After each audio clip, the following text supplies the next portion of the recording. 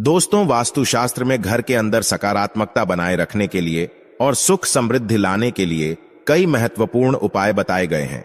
साथ ही कुछ ऐसे कार्यों का वर्णन किया गया है जिन्हें अनुचित माना गया है।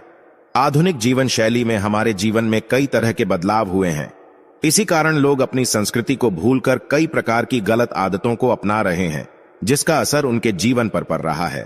पहले के जमाने में लोग जमीन पर बैठकर भोजन करते थे, जिस कारण उनके शरीर की ओर पृथ्वी की ऊर्जा का मिलन हो जाता था और जिस कारण से वे स्वास्थ्य और बलशाली होते थे। आजकल देखा गया है कि कमजोरी आम सी बात हो गई है।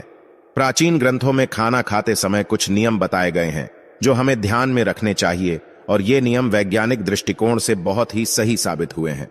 तो चलिए जान लेते हैं वास्तुशास्त्र के अनुसार भोजन करते समय हमें कौन सी बातों का ध्यान रखना चाहिए। लेकिन उससे पहले आपसे रिक्वेस्ट है कि हमारी वीडियो को लाइक जरूर करना, तो ये वीडियो जरूर पूरा देखें। तो दोस्तों, चलते हैं और सुनते हैं गुरुजी से कि वो क्या कहते हैं इसके बारे में। नंबर 1, रसोई घर। वास्तु के अनुसार रसोई घर को बृहस्पति ग्रह का प्रतीक माना गया है।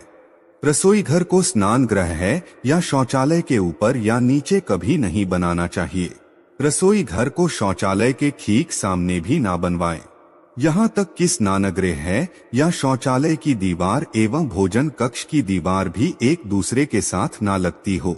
ये भी बात ध्यान में रखें कि रसोई घर का दरवाजा कभी भी शौचालय के दरवाजे के ठीक सामने ना बनवाएं। इससे शौचालय की सारी नकारात्मक ऊर्जा भोजन कक्ष में प्रवेश करती है, जिसका असर आपके स्वास्थ्य पर पड़ सकता है। नंबर 2, भोजन करते समय दिशाओं का ध्यान रखना आवश्यक है। पूर्व अथवा उत्तर की दिशा में मुख करके भोजन करना सर्वोत्तम माना गया है। ये सर्वोत्तम दिशा मानी गई है। इससे मनुष्य का स्वास्थ्य ठीक रहता है और देवी देवताओं की कृपा बनी रहती है।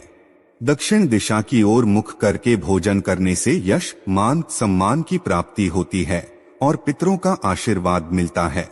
परंतु जिन लोगों के माता पिता जीवित हैं, उन्हें दक्षिण दिशा की ओर मुख करके कभी भी भोजन नहीं करना चाहिए, बल्कि उन्हें अपना मुख पश्चिम दिशा की ओर करना चाहिए।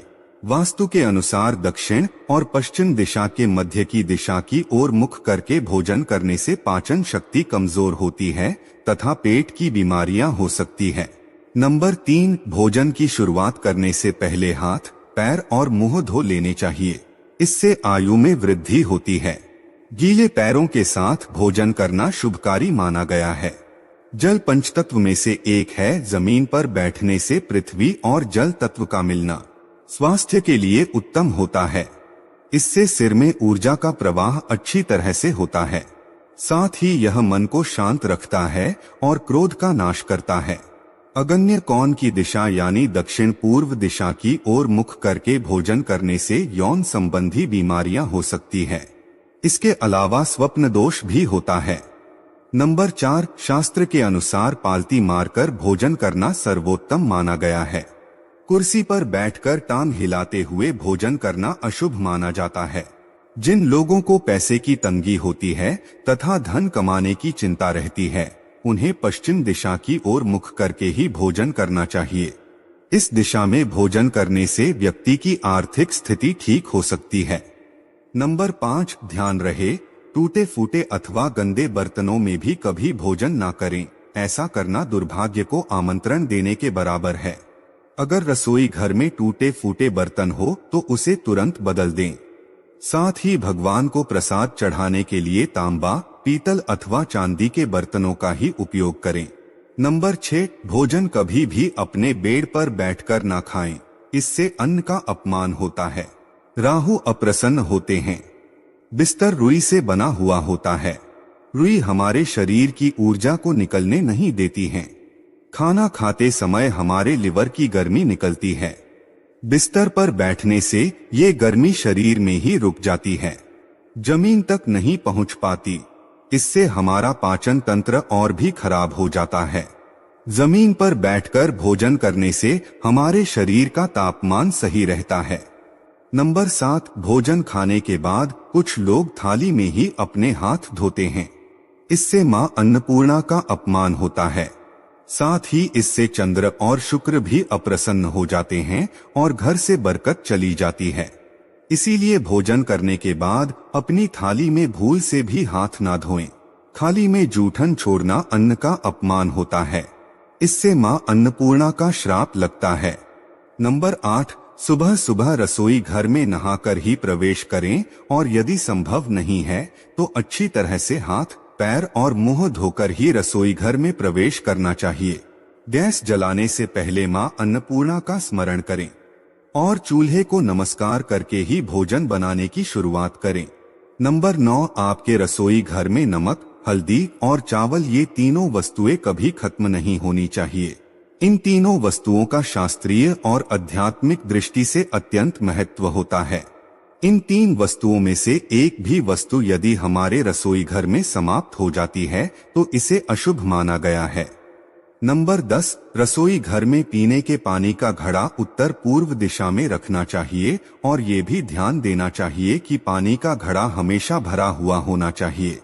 खाली घड़ा रखने से घर में धन संपत्ति की कमी होती है और भरा हुआ घड़ा सुख समृद्धि की निशानी है।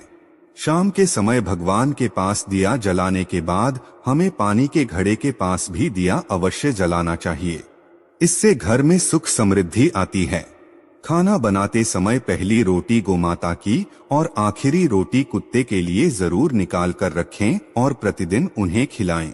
ऐसा करने से आपके रसोई घर में यदि कोई वास्तु दोष है तो वे भी दूर हो जाता है और मां अन्नपूर्णा भी आप पर प्रसन्न हो जाती है। रसोई घर में मां अन्नपूर्णा का वास होता है, इसीलिए रसोई घर में कभी भी चप्पल जूते पहनकर ना जाएं। नहीं तो मां अन्नपूर्णा का अपमान हो जाता है और वे हमसे नाराज होती है। रसोई घर में सिंक का या नल का पाइप खराब हो और उसमें से पानी टपकता हो या बेवजह पानी बर्बाद होता रहता है तो इसका भी बहुत ही बुरा प्रभाव पड़ता है। इससे धन का खर्चा बढ़ता है। आइए अब जानते हैं कि सुबह उठने के बाद हमें घर की कौन सी चीजों का दर्शन नहीं करना चाहिए। पहली बात, रसोई घर में प्रवेश करते ही सबसे पहले यदि हमें कोई जीव जंतु जैसे छिपकली, कॉकरोच इत्यादि मरा हुआ दिखाई देता है तो ये बहुत ही अशुभ होता है। लेकिन आप तुरंत ही उसे उठाकर बाहर फेंक दें और उस जगह को अच्छी तरह से साफ करके ईश्वर का स्मरण करें और किसी भी मूल चूक और किसी भी भूल चूक के लिए क्षमा मांग लें। दूसरी बात, रसोई घर में प्रवेश करते ही यदि हमारा ध्यान सबसे पहले चाकू, छुरी, कैंची या किसी भी नुकीली वस्तु पर पड़ता है तो इसका नकारात्मक प्रभाव हमारे जीवन पर पड़ता है। ये सभी वस्तुएं काटने और बांटने का काम करती है। इसीलिए ऐसे में आप पूरे दिन सावधान रहें और किसी भी लड़ाई झगड़े या वाद विवाद में पड़कर रिश्तों में दरार न आने दें। तो दोस्तों, ये थी वो चीजें जिनका सुबह उठते ही हमें दर्शन नहीं करना चाहिए। तो दोस्तों, आज की वीडियो में बस इतना ही। मिलते हैं अगले वीडियो में, लेकिन उससे पहले अगर आपको वीडियो में दी गई जानकारी अच्छी लगी हो तो वीडियो को लाइक जरूर करना और साथ ही हमारे चैनल को सब्सक्राइब करना बिल्कुल मत भूलना। मिलते हैं। और हाँ, इस वीडियो से कोई भी सवाल है तो आप कमेंट बॉक्स में जरूर लिखें और आपके पास कोई भी सवाल नहीं तो लिखें, क्योंकि यस लिखने से वीडियो बनाने का मोटिवेशन मिलता है। धन्यवाद।